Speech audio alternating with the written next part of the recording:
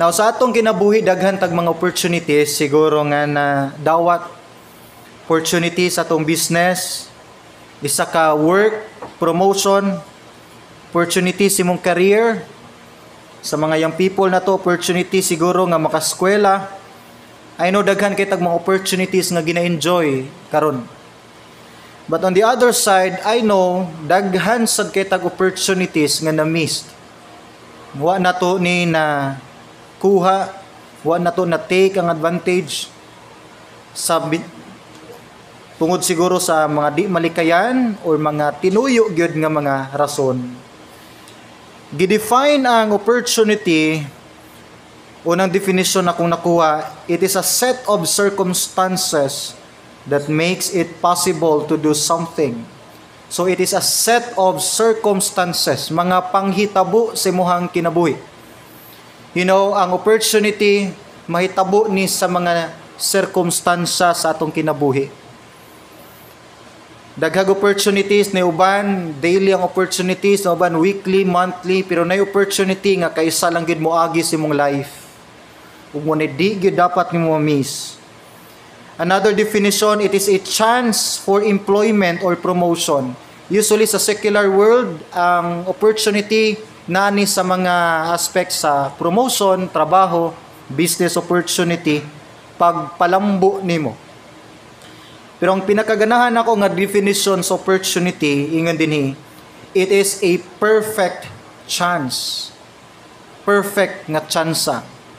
So ang opportunity, mahitabo ni sa mga nagkalinlaing panghitabo sa atong kinabuhi, circumstance. Isa ni ka chance nga gi-offer sa Dios, o isa ni ka-perfect nga chance. Now, kung ang opportunity mahitabo di ay pinagi sa mga situations, bisan sa mga problema nato o mga kalisdanan, dunay opportunity nga gi-offer ang Dios diha. Ang problema lang, unsaon na to pag-identify sa opportunity nga gi-offer sa Dios. Tungod kay dapat pud nato i-consider ang false opportunity. Yes, na ay false opportunity o gikan ni sa atong kaaway. Mura nig hulagway pud sa usa ka promotion, mura nig blessing, mura nig benefit sa imong life, pero ang ending ani isa ni ka-trap sa imong kinabuhi. Muna gingon sa Proverbs 14 verse 12. Ingon dinhi ang writer, there is a way which seemeth right or seems right unto a man, na ay dalan, na ay offer, nga mura sa nindot tan-awon sa atong mga mata. But the end thereof are the ways of death. Ang katapusan ani, destruction, kadautan. Muna siya false opportunity, nga once mo focus nang ta sa atong pananaw, literally, daghan gyud chance gyud nga matrap gyud ta. Manang gitawag tag children of God by faith. Ingon ni Paul, by faith ang atong paghimog decision, dili by sight. Kay kung by sight ang atong pagbase sa decision making, dali kay ta mailad. Dili tanang promotion gikan sa Dios. Dili tanang tag-as nga salary nga trabaho, tag-as nga income, opportunity nga gikan sa Dios. Although ang Dios mo provide yan, pero dili tanang business opportunity gikan sa Dios. Dili tanang teachings good sa imong soul, dili tanang friends maayo sa atong testimony. So dili tanang promotion, dili tanang nindot tanawon sa mata, opportunity nga giabli sa Dios. Dapat may matang careful. Unsa man di ay ang pag-identify sa offer sa Dios. Unsaon na to pagkahibalo nga kini sang opportunity gikan sa Dios, kay basin isa ni ka false nga opportunity. Number 1, importante ni siya, labi na sa mga nagahimog desisyon, mga major decisions. Number 1, the door that God opens will never contradict His word. Ang opportunity nga giabli sa Dios nimo, dili nimo supak kung unsay giingon niya sa iyang mga pulong. Dili siya mohatag og opportunity nimo nga mooray muguba sa biblical principle. For example, ingon ang Bible, ayaw kaibog sa yutanong mga butang. Ayaw kaibog sa worldly things. Ayaw pagkinabuhi nga yutanon or puno na sa kaibog sa butang sa kalibutan. Therefore, kung mauna iyang pulong, di sa mohatag og opportunity nimo nga makapahimo nimong worldly. Di sa mohatag og opportunity nimo nga mahimo na kang attached na kay sa kalibutan nga di nakaganahan pa sa butang na sa Dios. Ikaduha, the door that God opens will be accompanied by confirmation. Ang opportunity nga gi-offer sa Dios nimo naani kaparis kauban gyud nga confirmation. And mo ni ang pagkaimportante sa atong mga Christian friends, mga spiritual advisors. Once muhatag ang Dios nimo og opportunity, daghan pod ang mo-approve nini sa mga Christian friends, advisors, even your families. Dili tanang offer approve sa atong mga friends. Dili tanang offer approve sa atong family. Dili tanang plano na to approve sa ato ang mga kahigalaan. Pero ma-sense nimo dinhi once na kay mga katawhan, Christian friends nga kanakan pud sa Dios, nagtuo ko nga i-channel pud sa Dios ang confirmation pinaagi nila. Tud kay kasagaran ang Dios mo gamit yung katawhan pud niya pag-approve sa usa ka desisyon sa usa ka anak pud niya. Muna importante ang confirmation. Munang di ka pwede mohimog desisyon ikaw lang. You need to have spiritual advisors. You need to have prayer warriors or prayer partners. Dapat na kay mga Christian friends o labi na sa ato ang pamilya. Depende sa kaso, sa situation or imuhang decision nga gipili, but be sure nga na spiritual guidance ang imong kinabuhi. Kay usually if majority sa atong mga Christian friends against sa imuhang decision, dakog chance nga di gina inline sa will sa Dios. Although di tanong Christian friends na agree, pero naagi pilion ang Dios para mo agree, musuporta sa imong decision. Ikatulo ay lagbase sa number 2. I-consider ang 1 ug ang 3. Number 3, the door God opens will require you to depend on Him. So ang opportunity nga gi-offer sa Dios nimo, dili ni makapahimo nimong hambog. Dili ni makapahimo nimong layo na kay sa Dios nga murabag feeling nimo wa na ka nagkinahanglan niya. Hinumdumi, ang opportunity nga gi-open sa Dios nimo makapa-inspire ni sa imong Christian life. Dili ni makapa-discourage sa imong Christian life. Muni makapa-motivate nimo nga padayon kag serve sa Ginoo. Pero kung opportunity gani nga imong gi-grab, minihinay nagkawala imong gana sa pagpangalagad sa Dios, isa na ka sign nga isa na ka false opportunity. Di mo hatag ang Dios og opportunity nimo nga makapaguba sa imong commitment diha niya. Now, naisa ka pictures opportunity nga kasagaran din hinato ni ma-miss. Tungod kay ang pagtan-aw nato sa opportunity man god, kanunay isa ni ka form sa promotion.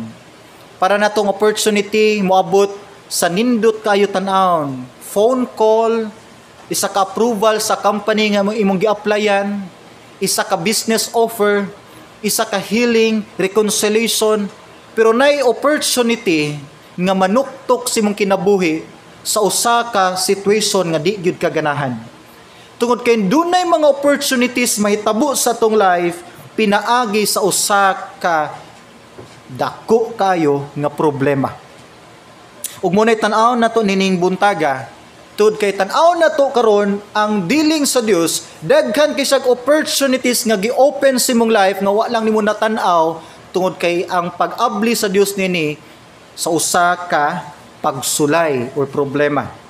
First of all, challenges are opportunities for us to grow in the Lord.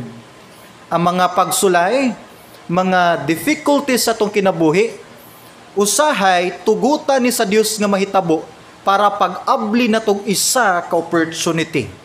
Hinumdumi, munang dali na ito ni ma-miss, tungod kay nag-focus tas opportunities sa nindot kaayo nga pag-offer.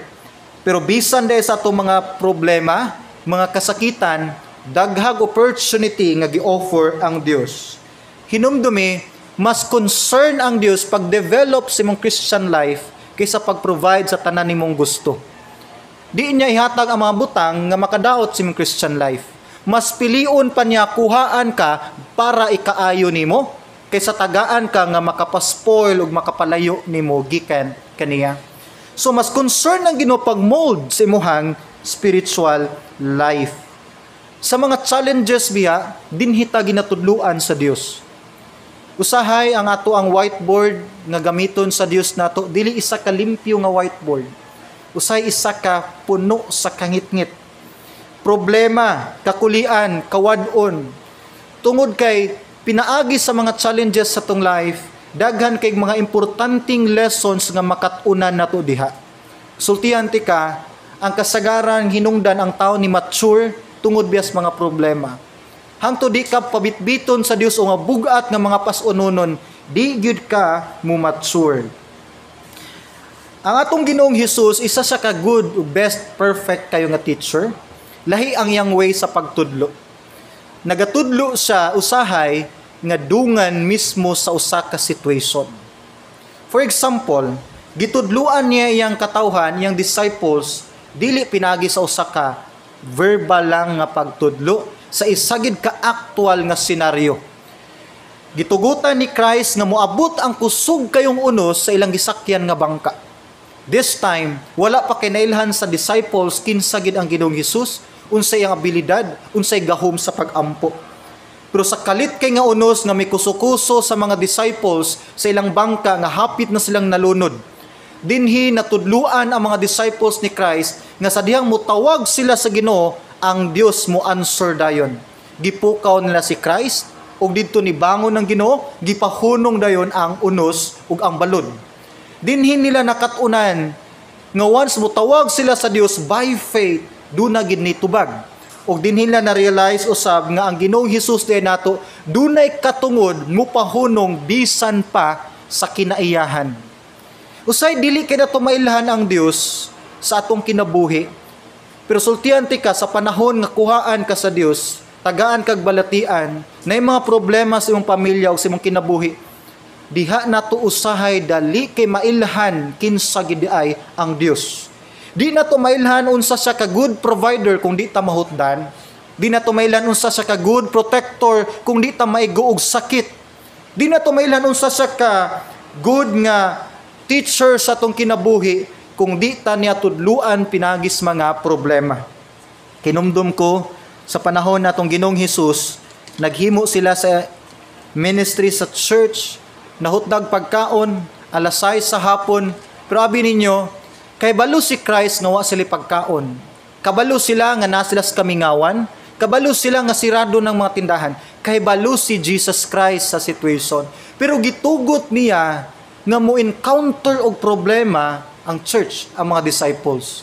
First problem, hapon na, way pagkaon, way baligya, walay nakabitbit para sa ilang panihapon. More than 5,000 men ang kinahanglan pakaunon. Kay balo si Christ nga mahitabo na. Pero abi nimo, gi-offer din ni Christ ang opportunity. Unsay opportunity? First, gitudluan din ni Jesus Christ ang mga disciples nga tanang gi-offer niyo para sa Ginoo, magamay nagmadako basag gikan simong kasing-kasing, kaya na himon sa Dios nga sa kapanalangin para sa kadaghanan. Ang gihatag lang din ni sa bata iyang lunchbox, 5 ka pan, 2 ka tinapay. More than 5,000 men, women, children nakakaon, nabusog ug natagbaw. Gitudlo din ni Christ, once ang ministry na I need, isa ni opportunity sa pagtabang o paghatag. Dili na burden, di ni problema. Ang Dios kabalon say need sa ministry. Ang Dios kabalon say need sa church. Pero once iyan ang ihatag nga problem, iyan ang gi-offer sa tanan nga isa na opportunity kung naabay mutabang sa buluhaton. And makita po nato dinhi nga wala gi imposible sa Dios. Hinumdum ko kang Shadrach, Meshach ug Abednego sa Old Testament. Isa kadako kayong challenge sa ilang life isip mga batan-on nga mga magtotoo sa Dios. Tungod kay wa sila ni simba sa rebulto nga gihimo ni King Nebuchadnezzar, gisilutan sila. Ang silot, isugba sila nagdilaab nga kalayo, ang gidescribe sa Bible nga 7 times ang kainiton nining hudnuhan sa original o natural lang. Ingon kay ang Bible nga bisan gani ang tao nga nag-itsara sa sugnod, nasunog og kaapil sa kainit niini. Shadrach, Meshach ug Abednego. Kung ikaw na sa ilang situation, unsa imong ma-feel? Isa ni kadako kay nga hagit sa ilang pagtuo ug pagsalig sa Dios. Sa diyang gisud na sila didto sa hudnuhan, nakita ni King Nebuchadnezzar ug sa iyang mga staff. Tulo silang gibutang didto. Pero natingala sila kay nahimong upat ka tawo ang nasulod sa hudnuhan. Ug kung si King Nebuchadnezzar pa ang describeon, ingon sa murag hulagway sa anak sa Dios ang ikaupat nga tawo. Natingala sila ug pagawas sining tulo ka tawo gikan sa hudnuhan, si Shadrach, Meshach, Abednego, walay bisan gamay na nga sunog nila. Ang kadina sa ilang kamot ug sa ilang tiil muunoy na nga tunaw dito sa kalayo, nang gawa sila nga malipayon ug wa ginahitabo silang kinabuhi. Kabulungon sa gihimo ni King Nebuchadnezzar, miduol siya sa tubangan, mihapa siya og tanang katawhan nga nakawitness, midaig sa Dios sa Israel. Yes, higala igsuon, ang mga challenges sa atong life, usahay isa ni ka-opportunity para tudluan sa Dios ang katawhan nga wala pa niya pinaagi nimo. Ay kaulaw may baluan ang imong mga problema. Ay kaulaw kung naay mga kaigsuonan nato sa church na kahibalo sa imong mga personal nga struggle karon. Ay ikaulaw nga naa ka karon sa dakong pagsulay. One day kana nga problema nimo mo nay gamiton sa Dios nga himong usa ka buhi nga testimony ipakita sa katawhan nga buhi ang Dios sa imong kinabuhi tungod kay ang imong problema na himong mga promotion. Nagtuo ko ang mga struggle, problems, challenges, difficulties nga nahitabo karon sa atong kinabuhi, isa ni ka pamaagi sa Dios para ablihan ang isa ka opportunity nga ikaw magkat-on, sila magkat-on, ikaw mo improve ug ma-realize nimo unsa ka powerful ang atong Dios nga ginasimba. Tan-aw na to ning ingon dinhi ni James 1:2-3. Isa ni ka powerful kayo nga verse. Ingon ni James, "My brethren, count it all joy when you fall into various trials." Ingon siya, pagkalipay kung naakas mga pagsulay, testing. Nga naman, verse 3, knowing that the testing of your faith produces patience. The testing of your faith, ang challenges karon sa imong kinabuhi, gidevelop sa Dios ang imong pasensya. Unsa man day naa sa pasensya? Ang tao nga kulag pasensya, dili ka mao mo decide. Kasagarang Kristohanon nga kulang og pasensya, wrong ang mga choices o mga decisions o mga planning. Once di ta ka extend sa tong pasensya taliwala sa problema, di ta ka focus, di ta ka hunahuna sa sakto nga mga desisyon.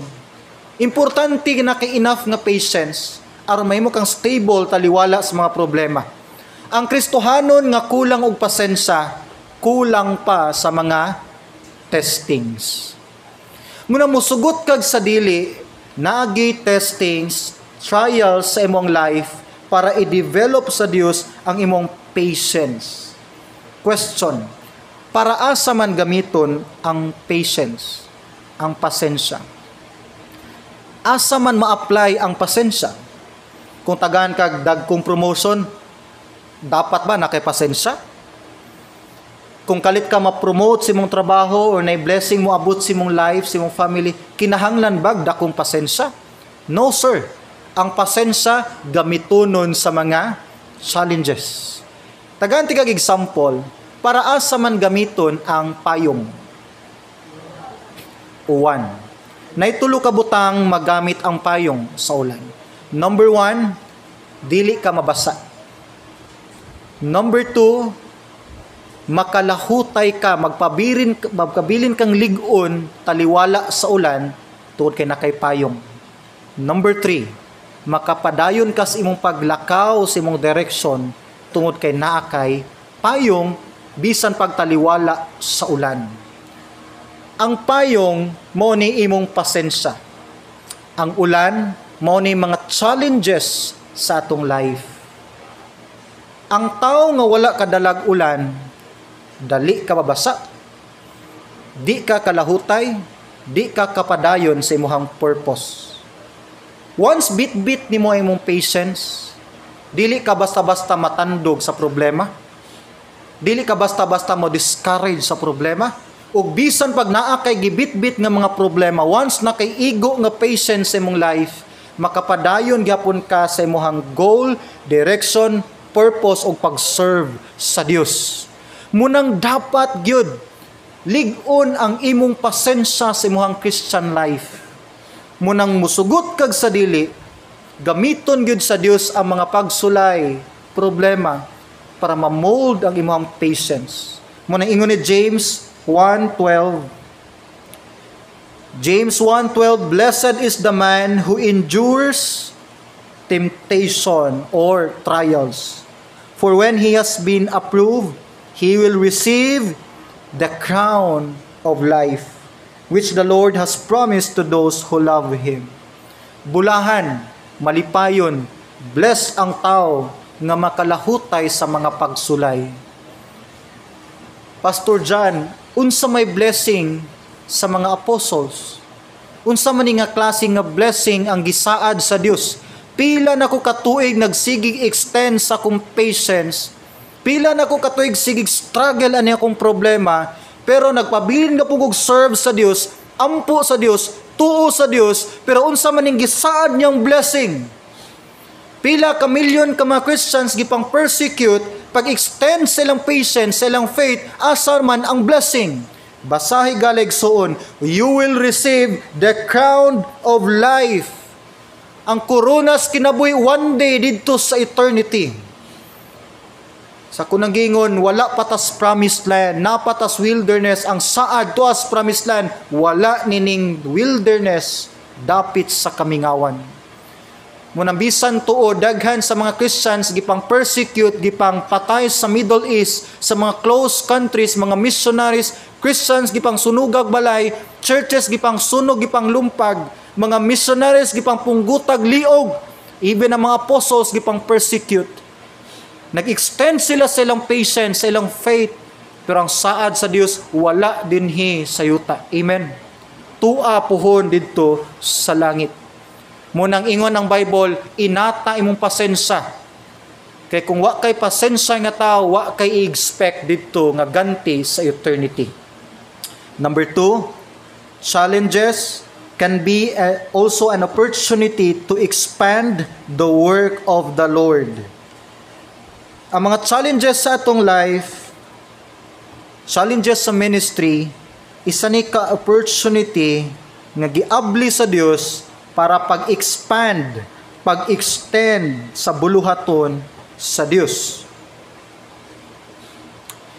During sa early church, sa Acts chapter 8 verse 1, dakong problema ni abot sa church sa Jerusalem. This time, nangisog nagmaayo si Saul. Later, ang name ni Paul, Saul pa, or Saul. Siya milid sa mga sundalo, sa mga katawhan, kadagkuan, pag-persecute sa mga Christians. Gikan, gipatay ni Saul si Stephen, didto na po siya sa ubang Christians. Sa Acts chapter 8 verse 1, mabasa na to dinhi, now Saul was consenting to his death. At that time, a great persecution arose against the church which at Jerusalem, and they were all scattered throughout the regions of Judea and Samaria, except the apostles. So grabe ang kainiton, kadasig dining Pablo. Iyang gipang persecute ang mga Christians, pila ka mga pamilya, gipang pahawa niya, gipang palayas niya, mga panagtigom, iyang gipang bungkag, pila ka mga Kristohanon iyang gipangkuhaan yung kinabuhi. Persecution sa Jerusalem. Tungod na nga persecution, why choice ang mga Christians? Nang dagan og nagkatag sila sa lanain nga mga probinsya, region sa Roma. Hinungdan nga nagkatibulaag ang mga church members. Nipabili ng mga apostles tungod sa importante pa kayo nga mga appointments. Pero abi nimo, kung basaw niyo ang Book of Acts, mura sag problema tan-aon. Pero in the long run, sa unahan, makita nato nga tungod sa pagkatag sa mga church members, dali mi-expand ang buluhaton sa Dios. Dali kay na-share ang gospel sa laing dapit sa Judea, sa Samaria, sa uban mang part hangtod ni katag nga tos tibok dapit sa kalibutan. Kay bisan tuog naay usa ka persecution nga nahitabo sa church, pero giablihan gapon sa Dios og opportunity nga mas mulapad pa ang iyahang buluhaton. Hinumduman nato ang Christian life naa gid ta nagtuyok gyud sa main purpose sa atong life. It's about God's ministry, God's kingdom. Ikaduha na lang ng atong personal need sa atong family. Ang pinaka main goal gid nato mahimot ang involved sa ministry sa atong Dios sa pag-extend siyang kingdom dinhi sa yuta. Unsa man ang mga persecution nga nitabo karon sa imong life, family, na by relatives or loved ones nga against sa imong faith, gina-persecute ba ka? Nabay mga tao nga naga-discriminate nimo, naga-reject nimo sa unsa nga mga reasons, isa na ko opportunity nga ma-extend ang ministry ngadto nila. Isa sa ebidensya nini si Paul mismo. Tungod sa persecution, padung si Paul sa kadapit pag-persecute sa mga Christians, nasa sa kalsada dalan padulong sa Damascus. Gisugat siya sa Ginoong Hesus. Sa usa ka hayag kayo, nagsakay sa kabayo, kuyog niya iyang mga soldiers, nagkabayo pod. Nakita ni Paul ang dako king kahayag, ug didto niya first time na encounter si Jesus Christ. Ingon si Christ, nganong gilutos ko nimo Pablo? Ug didto na curious si Pablo kinsa gid ning Kristo. Didto nabuta siya, gidala sa isa ka inn, gimit sa ni Ananias, gi-explainan siyang Ananias sa plano sa Dios sa iyang kinabuhi. Tungod sa persecution, dili usa ka butang nga makapasirado sa grasya sa atong Dios, gani bisan sa persecution nag-abli ang Dios dinig opportunity nga bisan si Saul ang mortal enemy sa mga Christians nahimong isa ka apostle ni Jesus Christ. Pila ka adlaw lang ang transformation ni Paul. Ang yang name nga Saul gihimong Paul, ug pag preach na niya sa gospel ni Jesus Christ, iyan ang gipangwalihan tong mga tao nga iyang gipang persecute kaniadto. Once ang Dios mo ablig opportunity sa imong kinabuhi, bisan ang imong mga kaaway, himuon niyang usa ka best friend nimo someday. Bisan ang mga tao nga lisod king dadon diha sa Dios, one day pahumukon sa Dios ilang kasing-kasing ug dadon niya diha sa iyang kahimayaan. So I don't know unsay mga problem, persecution, struggle nga nitabo karon sa imong life. Naagi plano ang Dios regarding sa extension sa iyang ministry. Ato pang klaruhon, si Paul o si Silas, pagka-convert ng Paul, uban si Silas, gipriso sila tungod sa pagwali sa mayong balita. Na silas pinakangit-ngit nga prisuhan, kinadina ilang kamot o ilang tiil. Instead nga ma-discourage si Paul o si Silas, instead nga magreklamo sila sa Dios, ingon ang Bible, nga nanganta sila sulod sa prisuhan. Nanganta sila makadasig nga mga kanta ug nag-inampuay si Silas ug si Paul. Hinungdan nga milinog lag kalit nga abli ang mga ganghaan sa prisuhan, nang gawas ang mga piniriso ug ingon ang Bible nga bisan ang jail guards ug tanang piniriso natong dapita nakadawat sa tinuod nga kaluwasan. Kay tungod bisag to gi-persecute si Paul ug si Silas, na grabe nga challenge silang life, na extend ang ministry sa Dios ngadto sa prisuhan. Tanang nahitabo karon sa tong life, i-consider gyud basin nay plano ang Dios nga i-extend niyang ministry sa imong kinabuhi. Kung nay problema sa imong pamilya, i-consider ni basin gusto sa Dios, i-extend niya yung ministry sa imong family. Kung may problema sa imong company, sa imong workplace, basta may plano ang Dios, i-extend ang iyang ministry sa imong gitrabahuan. Kung may problema karon sa imong life, basin gusto sa Dios, mahimo kang part sa extension sa iyang ministry. Hinumduman ako sa Davao City. Na isa sa mga suod na kong higala si Pastor Marlon. Kalit sa gitagaag sakit. Hinungdan nga kinahanglan siya admit. And pag-abot sa ospital, of course, nadismaya siya, kulbaan siya, kay nasa seryoso kay nga sakit sa iyang colon. Pero abi naman hitabo, sa pagstay ni Pastor Marlon og pila ka adlaw sa ospital, tanang kauban niyang masakiton niadto nga kwarto, iyang gipang solwiningan. Nakagawas Pastor Marlon nga walay problema day iyang colon, wala naunsa iyang colon, nalay mga tambal nga ginatake, pero labaw sa tanan pila ka kalag didto ang na-rescue. One day sa Davao, nakoy trangkaso, Domingo or Biyernes sa gabi. Nakoy trangkaso, and init kayong paminaw, na sakit kayong lawas. Nakakita ko isa ka blind massage nga clinic. So ni hapit mi didto, nagpamasahe ko, ang nagmasahista dito tanan puro mga buta. Kurtina lang mga division. Ang maong sakit na nga gihatag sa Dios tako, iyang gitugot para moabot ko nitong dapita. Anang gabi una, around 11 p.m. or 12 midnight, pila ka mga buta nga mga tao ang midawat sa Ginoo. Di na ko may duman, nagsisag hilot na ko, sikog solwining, sikog share may tugod ni Christ. Hang tuningon ko, saman gusto namang mudawat. Pastor, gusto namin mudawat. Sige, mag-ampu ta. So ni post kog kadali, tanang gikusog daw ang tiog, tanang mga masayista nga to sa pikas tumoy sa room, apil sila sunod sa pag-ampu o pagdawat kang Ginoong Hesus. Karon si Brad Elmar sa sunod na kong higala nasa Davao City. Isa ka nahimo sang Kristohanon ug mismo ako ang nagbaptize niya. Naipurpose ang Dios nganong nahitabo na nga problema sa imong pamilya, sa imong relationship, sa imong trabahoan, sa imong eskwelahan, sa imong personal gyud nga kinabuhi. Gusto sa Dios nga mahimo kang part sa extension sa iyahang ministry. Ayaw na i-ignore nga tawag sa Dios sa imong kinabuhi. Tanang nahitabo nga kagubot karon sa atong kinabuhi, i-consider gyud base na gusto ang Dios nga ministry nga extend diyang dapita o gamiton kaniya. Again, naay opportunity nga kaisa lang moagi, wa nay sunod. Si Bartimaeus sa Bible time, sa time ni Jesus Christ, isa siya kabuta nga tao. Nasa naglingkod diha sa iyahang pwesto gyud kilid sa karsada, agianan sa mga tao. Nagdako si Bartimaeus nga walay pananaw, and napuno sa discrimination yang life, criticism, way paglaom, walay direksyon. Naghulat lang in taon siya kung sa ihatag sa tao niya, naghulat na lang siya kanusa sa makabsan sa kinabuhi. Usahay biya in ani atong life, way direksyon.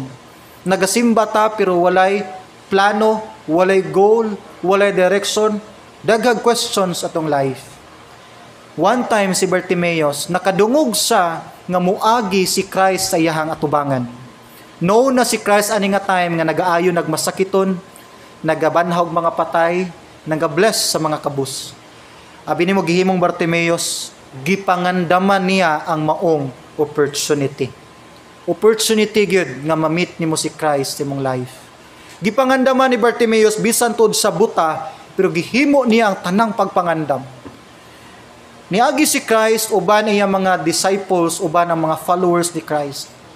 Na-imagine nimo ang senaryo, daghan kayong tao, way idea si Bartimaeus asa o unsaon pagpangita si Jesus Christ. Ingon ang Bible sa Mark chapter 10, misagit si Bartimaeus sa verse 47, ato na lang basahon, Mark chapter 10, 47 to 52. And when he heard that it was Jesus of Nazareth, he began to cry out and say, Jesus, Son of David, have mercy on me. Next, then many warned him to be quiet, but he cried out all the more, Son of David, have mercy on me. So Jesus stood still and commanded him to be called. Then they called the blind man, saying to him, Be of good cheer, rise, he is calling you. Next, and throwing aside his garment, he rose and came to Jesus. Verse 51. So Jesus answered and said to him, What do you want me to do to you? Pag dungog ni Bartimaeus nga miagi si Christ, para ni Bartimaeus, mo ni last opportunity sa iyang kinabuhi. Misagit siya, di man sa kita sa crowd, misagit sa anak ni David, kaluhiin taon ako. O ingon ng mga tao paghilom, daghan pag inibabag niya, daghan pag nibirer niya, di sa pagtuon sa crowd. Pero nisagit sa bayo, Ginoo, anak ni David, kaluhiin taon ako. Nadungog ni Christ ang paghilak ug ang pagsabaw nining maong uyamot o buta nga tao si Bartimaeus. Kabalo ka, mihunong si Jesus Christ. Milingi si Christ sa iyang likod. Ug ingon si Christ, dad-a siya dinhi. Gikuha siya sa mga disciples ni Christ, niatubang sa ni Christ. Kabalo ka, unsay question ni Christ kang Bartimaeus? Ingon si Christ, unsay gusto nimo, buhaton ako nimo. I know, kana nga klase nga question, muna question nga dugay na nimong gipangita sa Dios. Muna tubag sa dugay na kaniyong paghilak sa mga pag-ampo. Muna pinaka gi-desire sa tao, nga one day moingon ang Dios siyang kinabuhi, unsay gusto nimo madawat gikan ako. Daghan kayog mga missed opportunities sa tong life. Tungod kay dili ta usay sama ni Bartimaeus nga usay kinahanglan ta musagit sa pagampo sa pagtawag sa kaluoy sa Dios. Si Bartimaeus buta siya, pero iyang gisagit ang iyahang commitment sa Dios. Kabalo mo, ingon si Bartimaeus, Lord, mabalik ang akong pananaw. Kung pangutanon ka sa Dios, unsay gusto nimo ihatag nako? Unsay imong tubag? Ang pila ka years nimong giampo, mo'y imong itubag. Gibalik sa Dios iyang pananaw, nahimong number 1 follower si Bartimaeus, sukad niya ng higayuna. Kabalo mo, according sa Bible, mo ni last nga time miagi si Christ nining dapita. Pag humag-agi ni Kristo nining dalana, pila kadlaw na lang, gilansang na siya sa cross. Sa ato pa, maulang niyang isa ka chance, opportunity ni Bartimaeus nga ma-meet niya ang Ginoong Hesus. Sako nang gingon, daghag opportunity sa tong life, pero nay opportunity nga kaisa lang gyud moagi. And maybe maoning tungura karon. Yes, daghan nag opportunities milabay sa atong kinabuhi. What if mao ni last nimo nga opportunity? Kung si Bartimaeus na miss niya ning opportunity, wa nagi chance pa sa iyahang kinabuhi. Higala igsoon, wa ko kahibaon say struggle nimo karon sa imong life. Wa ko kabaloon sa kabugat ng imong pagbati. Wa ko kahibaon na nabaka sa tumoy gyud sa imong pisik nga gikuptan. Wa ko masayod kung unsa kadugay na nga problema nimong ginabitbit. Isa lang kabutang akong nahibaluan. Dunay opportunity nga gipaapil ang Dios diha. Isa na kadakong hagit tawag sa imuhang desisyon. So maybe mo niyang last nimong opportunity karon sama ni Bartimaeus na kinahanglan kag tinud-anay nga pagtugyan sa imong kinabuhi diha sa Ginoo. Ayaw sibog sa pagpangalagad. Kung ang problema nimo sa pamilya, mas nagpakabana ang Dios nila kaysa nimo. Kung problema nimo sa financial, mas nagpakabana siya sa imong need kaysa imong mga pagduha-duha. Kung ang problema nimo para sa imong future, giandam ng daan sa Dios ang imong ugma, wala pa ka nangayo. Tanan gi-provide tanan sa Dios. Natayog lang ka sa imuhang pagduha-duha. Ang part lang nimo karon sama ni Bartimeus ang pagtugyan sa imong kinabuhi. Sama ni Shadrach, Meshach, Abednego ang pag-obey sa Dios taliwala sa kahadlok tud kay ilang gisalig sa Dios ang tanan. Sama sa bata nga pagtugyan niya sa iyang 5 kapan ug 2 lang ka isda. Sama sa mga Bible characters nga wa nagibisan gamay silang kinabuhi pang ikapanghambog. Ang only hope, ang only thing nga mahimo nimo karon sa Dios ang pagtugyan sa imuhang guba nga kinabuhi.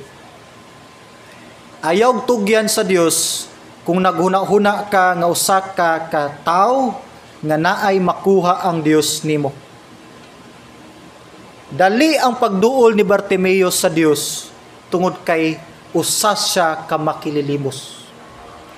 Lisod iduol sa Dios kung nagtuo ka nga daghan pa kag bahandi, nga daghan pa kag kusog, hangtod nga dili nimo ma-realize nga sama ta ni Bartimeus, beggar, nagabeg, nagahangyo ta sa grasya sa Dios. Usa ta ka makililimos siyang atubangan, hangtod dili nimo na ma-realize, di gyud niyo mahatag ang imong kinatibuk-an diha kaniya. Muna daghang na miss nga opportunities, kay ang full opportunity sa Dios once fully imong itugyan imong kinabuhi diha kaniya. Let's close our eyes and bow down our heads. Danlog kayong kalibutan. Nindot kayo ang kalibutan. Daghang mga butang nga muilog sa atong atensyon sa kalibutan. Usahay pod, sakit kayo ang consequence nining tanan. Daghan nato ang nagsuffer tungod sa atong makapakyasan. Dili mao nga offer sa worldly things. Dili patas makigdula si Satan. Kuhaon niya ang kaibog sa iyong mata, kaibog sa imong unod, pero isa ni katrap sa unahan.